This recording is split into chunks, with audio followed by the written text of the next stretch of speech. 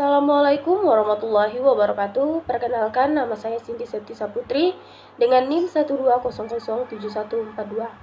Di sini saya akan membahas hubungan ilmu kalam, filsafat, dan tasawuf.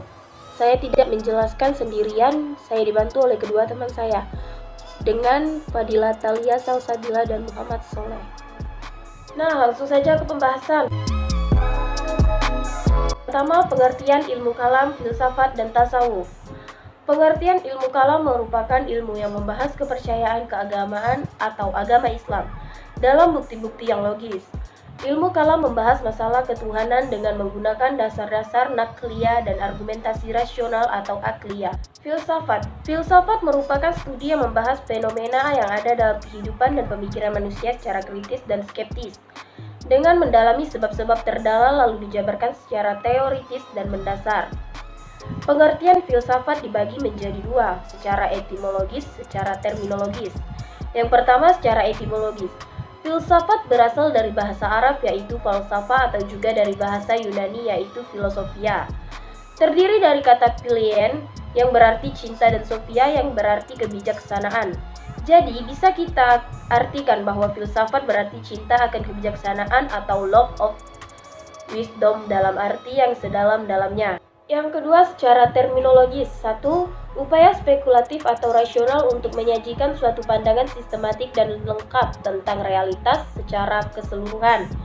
Yang kedua, upaya untuk melukiskan realitas akhir dan dasar secara nyata. Yang ketiga, upaya untuk menentukan batas-batas dan jangkauan pengetahuannya seperti sumbernya, hakikatnya, keabsahannya, serta lainnya. Filsafat banyak dicetuskan oleh para ahli filsafat atau filsuf.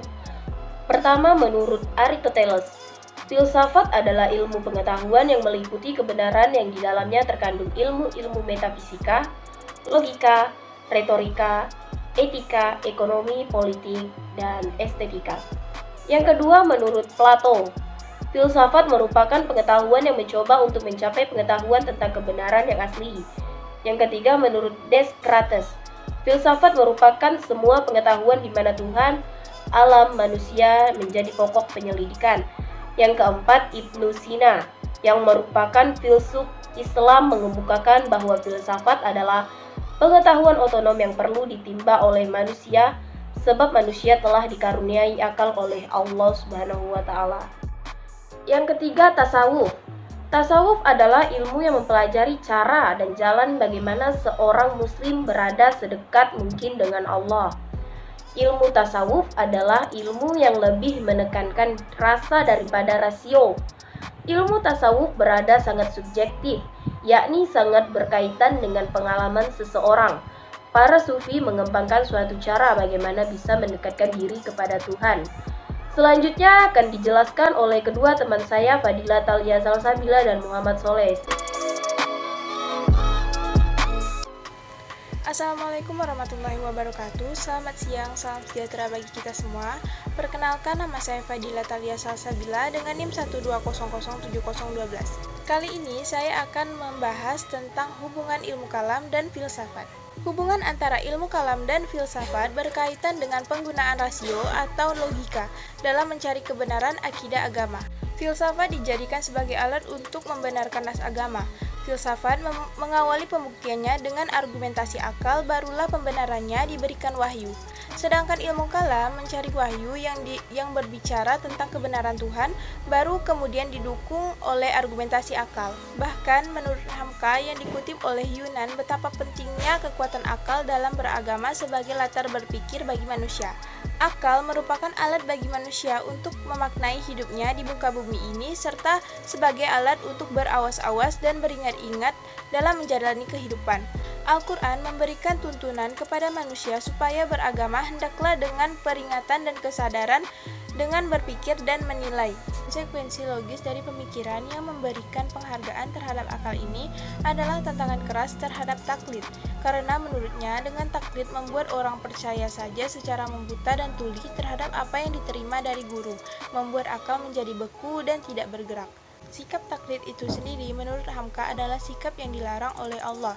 Ini dijelaskan oleh Hamka ketika ia menafsirkan ayat 36 surah Al-Isra yang artinya, janganlah kamu mengikuti sesuatu yang kamu sendiri tidak memiliki pengetahuan tentang itu.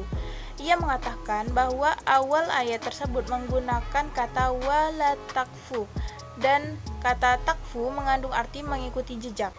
Jika orang hanya mengikuti jejak orang lain baik dari nenek moyang atau tradisi atau hanya ta'assub pada golongan, akan membuat orang tidak lagi mempergunakan pertimbangan sendiri.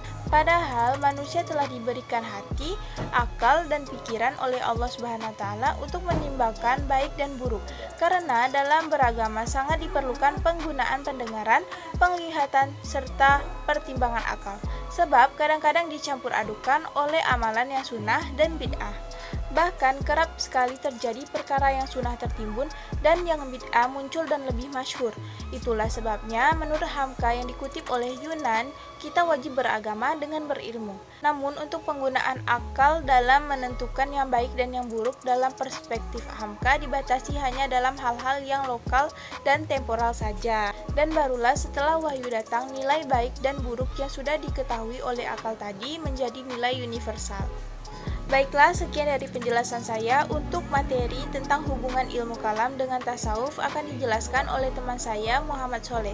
Sekian dari saya. Wassalamualaikum warahmatullahi wabarakatuh.